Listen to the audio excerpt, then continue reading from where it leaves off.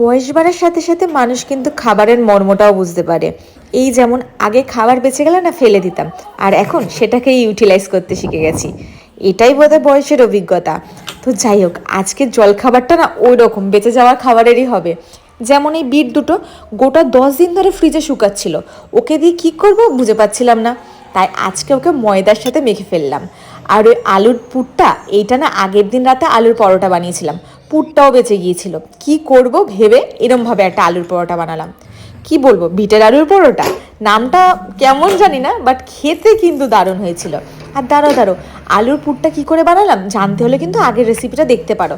বিশেষ কিছু না, আলুটাকে সিদ্ধ করে সমস্ত ভাজা মশলা, পেঁয়াজ, ধনেপাতা, লঙ্কা সব দিয়ে মেখে নিয়েছিলাম।